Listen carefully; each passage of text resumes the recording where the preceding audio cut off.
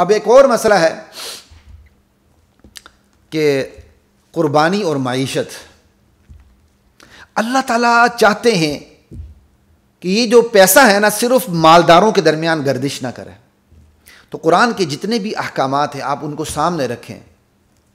अगर कुरानी अहकाम पे अमल किया जाए ना तो मालदारों के दरमियान सिर्फ दौलत गर्दिश नहीं करती, बल्कि दौलत का बहाव ऊपर से मालदारों से गरीबों की तरफ हो जाता है। इस्लाम के जितने भी अहकामात देखें, फितराना है, ज़कात है, सदक़ात हैं, खैरात हैं, ग़ुलामों को आज़ाद करना है, क़ुरबानी करना है, हज करना है, आप तमाम की तमाम चीज़ों में देखें दौलत का बहाव ऊपर से नीचे की तरफ होता है, अमीर से गरीब की तरफ होता है, दौलतमंद से गरीब की तरफ होता है।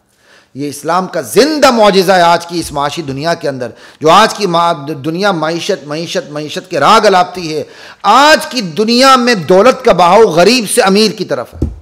अब इस पर ज़्यादा बहस की ज़रूरत नहीं है, हर एक को पता है। और वैसे भी मैं कुर्बानी पे बात कर रहा हूँ तो इस पर मैं ज़्यादा डिस्कस नहीं कर सकता, लेकिन इंशाअल्लाह ताला हम कंपैरेटिवली जब बात करेंगे इस्लाम के तसव्वुर मईशत पर, इंशाअल्लाह फिर हम तकाबुली अंदाज़ इख्तियार करते हुए ज़रूर बात करेंगे। आज के जो नाम नेहाद कन्वेंशनल बैंक से उन पर भी बात करेंगे, और जो रिबा फ्री बैंकिंग है उन पर भी बात करेंगे, और बाकी चीज़ों पर भी बात करेंगे कि इस्लाम देखें, इस्लाम के अंदर दौलत का बहाव अमीर से गरीब की तरफ होता है। और आज की जो माशी दुनिया है वो जो मईशत के राग अलापती, इसमें तो गरीब से अमीर की तरफ दौलत का बहाव है। सिर्फ एक कुर्बानी को देख लें, सिर्फ एक कुर्बानी को देख लें। देखिए जो रियासत होती है, सियासत, हुकूमत, ये हर एक को रोज़गार फराहम तो नहीं कर सकती ना। चाहे वो कोई हुक्मरान क्या कहते हैं, हुक्मरान बनने से पहले जितने मर्जी नारे लगाए हम इतने इतने मुलाजमतें देंगे, वो आते ही कह देता है कि भाई ये मुलाजमतें नहीं मिल सकती हैं, अपनी तिजारत करो, वो आते ही कह देता है।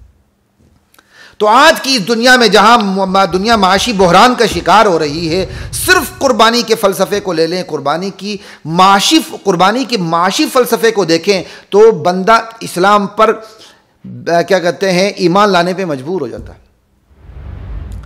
अब देखें आप दूर दराज देहातों में देख लें, खुसूसन पाकिस्तान के अंदर तो सारी सहूलियात इन चंद शहरों के अंदर है। लाहौर, कराची, इस्लामाबाद, फैसलाबाद, ये चंद शहर हैं, बाकी तो कुछ भी नहीं है ना।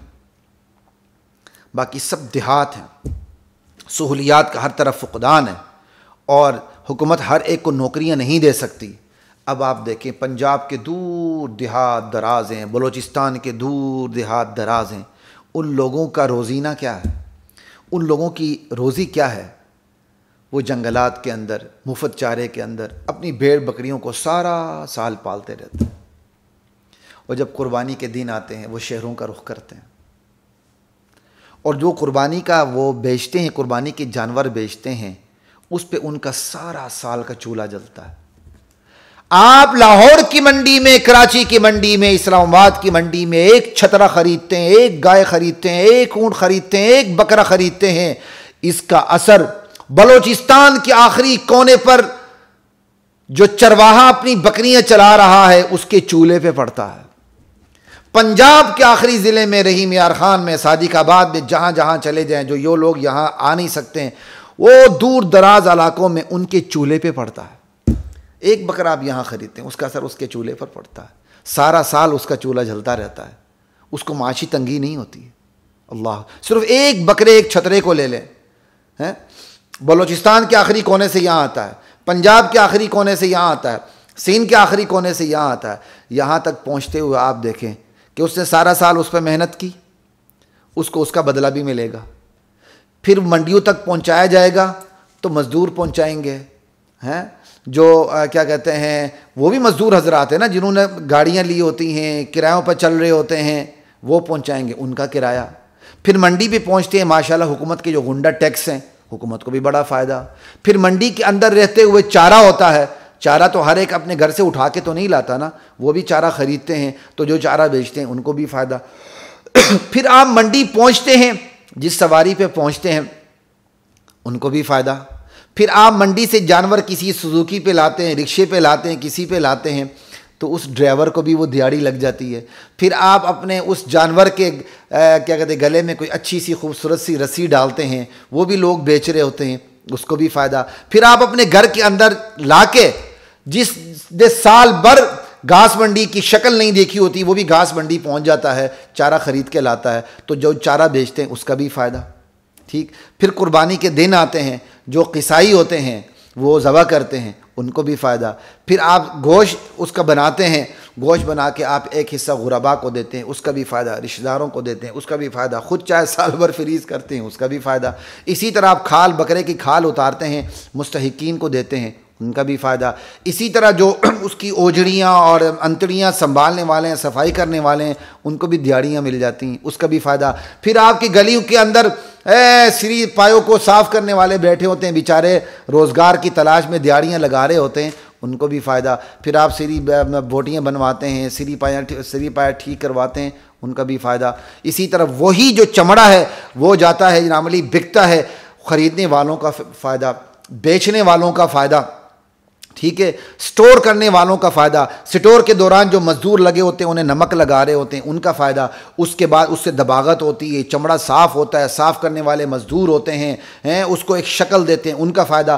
फिर ये कारखानों में पहुंचता है, कटिंग होती है, उनका फ़ायदा। फिर उसकी एक अलग शेप बनती है, वो होते हुए जूतों में, पर्स में, पता नहीं चमड़े की मुख्तलिफ मस्तूआत में वो तब्दील हो जाता है, उनका भी फ़ायदा। फिर वो दुकानों पर, स्टोरों पर आ जाता है। स्टोर्स पर वहाँ जो मुलाजिम होते हैं वो इसी बेस पर तो होते हैं कि आपकी चमड़े की मस्तूआत होती हैं, तो किसी दुकान पर 10-10 मुलाजिम लगे होते हैं जो अपने घरों को चला रहे होते हैं, उसका फ़ायदा।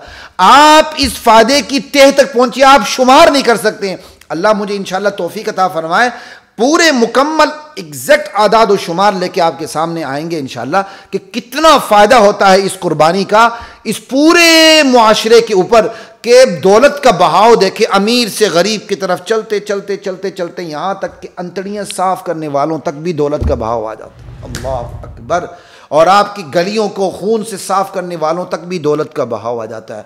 आपके काम करने वाली जो औरतें, चाहे वो गैर मुस्लिम हों, ईसाई हों, उनको भी तो आप गोश्त देते हैं ना। कुर्बानी का गोश्त ईसाई, यहूदी जो हमारी बिरादरी, उनको देना जायज़ है। वो भी हमारे क्या कहते हैं पाकिस्तानी भाई हैं, उनका भी आप ख्याल रखें।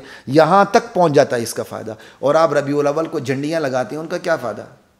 रोज़े रसूल का आपने बना दिया, वो बिलालगंज की कबाड़ में पहुँच जाता है, बस। झंडियाँ लगाएं, वो आपके पैरों तले कुचली जाती हैं, बस। सुन्नत के जो तरीके हैं ना, उसके फ़वाइद का आप अंदाज़ा ही नहीं कर सकते। ये मैंने आपके सामने सिर्फ एक बात रखी। जो वाविला मचाते हैं जी, कुर्बानी कुर्बानी कुर्बानी से जो मईशत का पहिया चलता है, और ये जो क्या कहते हैं पहिया, जो पैसा रोटेट होता है और सर्कल में चलते हुए अमीर से गरीब तरीन आदमी के पास पहुंच जाता है, सिर्फ इसी पर गौर किया जाए तो मुसलमान होने के लिए इस्लाम का यही जिंदा मौजज़ा काफ़ी है।